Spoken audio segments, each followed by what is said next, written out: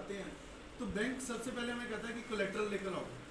कोई भी 10 लाख से ऊपर का अगर लोन लेने जाता है तो आइदर हमें कोलेट्रल में अपने घर के पेपर, प्रॉपर्टी के, दुकान के या कोई एफडीआर कुछ ना कुछ कोलेट्रल रखना पड़ता है। तो गवर्नमेंट ऑफ इंडिया ने लास्ट बजट में सिडबी के साथ मिलकर एक कॉर्पस बनाया, 9,000 करोड़ का एक कॉर्पस बनाया जिसका नाम रखा उन्होंने CGT-MSE।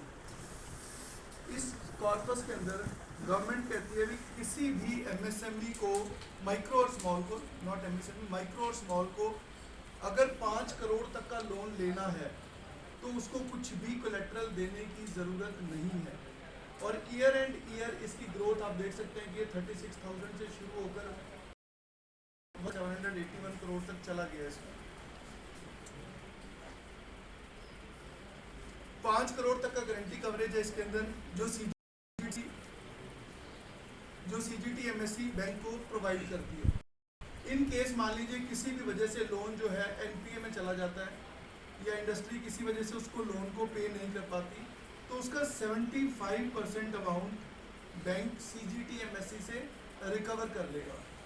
लेकिन इसका मतलब ये नहीं है कि कोई भी जो इंडस्ट्री लोन लेगी अगर वो NPA में चली जाती है तो उसकी लायबिलिटी बैंक के अगेंस्ट, बैंक के प्रति उसकी लायबिलिटी खत्म हो जाएगी। बैंक अपनी रिकवरी का प्रोसेस फिर भी चालू रखेगा। लेकिन इसमें दो चीज़ों का फ़ायदा है। इंडस्ट्री को ये फ़ायदा है कि उसकी प्रॉपर्टी कोलेट्रल से बच गई, वो और इसको कहीं पे भी इस्तेमाल कर सकता है। बैंक को फ़ायदा ये है कि प्रॉपर्टी रिलेटेड डॉक्यूमेंटेशन और पेपर वर्क की बजाय उसको सिर्फ CGT-MSE के अगेंस्ट एक फ़ीस पे करनी है और वो इस आपके लोन को सिक्योर कर सकता है। ये इसका फीस परसेंटेज है जो MSME को हर साल रिड्यूसिंग अमाउंट के ऊपर बैंक को पे करना होता है, 0.37% से लेकर 1.35% तक। और इसमें भी जो पंजाब गवर्नमेंट की नई पॉलिसी आई है, 2 लाख रुपए 5 साल तक गवर्नमेंट आपको रिम्बर्स करती है। अगर आप मान लीजिए इसमें इस गारंटी के अंदर 2 लाख रुपए आप फीस पे कर रहे हैं तो पूरी की पूरी 2 लाख रुपए फॉर 5 ईयर्स आप गवर्नमेंट ऑफ पंजाब से उसका रिम्बर्समेंट ले सकते हैं। तो प्रैक्टिकली आपका 10 लाख रुपया जो फीस का अमाउंट आप अगर आप CGT-MSE के अंदर पे कर रहे हैं वो आपको रिम्बर्स हो जाता है। तो इससे अच्छी स्कीम आज की डेट में नहीं है जिसमें MSE को कोलेट्रल फ्री लोन मिल रहा है।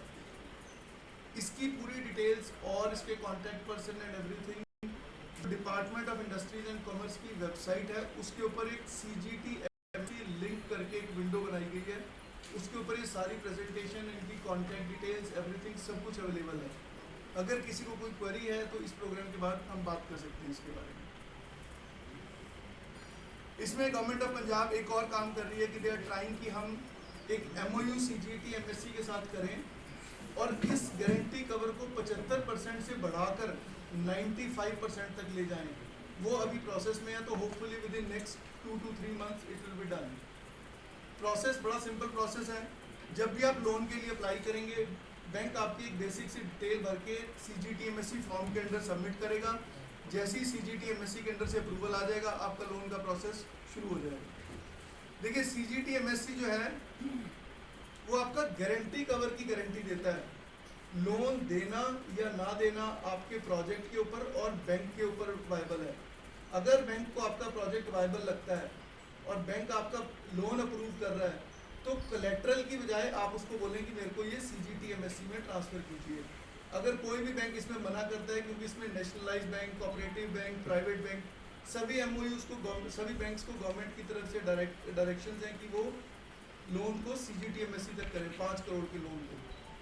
अगर लोन की अमाउंट मान लीजिए 5 करोड़ से बढ़कर 7 करोड़ की आपकी रिक्वायरमेंट है तो 5 करोड़ तक का लोन CGT-MSE में कवर होगा और जो 2 करोड़ का लोन है बैलेंस अमाउंट, उसके लिए आपको बैंक को कुछ ना कुछ कोलेट्रल देना पड़ेगा। उसको बोलते हैं हाइब्रिड मॉडल। तो इसलिए अगर कोई भी ऐसी रिक्वायरमेंट आती है तो आप बैंक से बात कर सकते हैं कि आपको CGT-MSE में क्लेम हो। Thank you.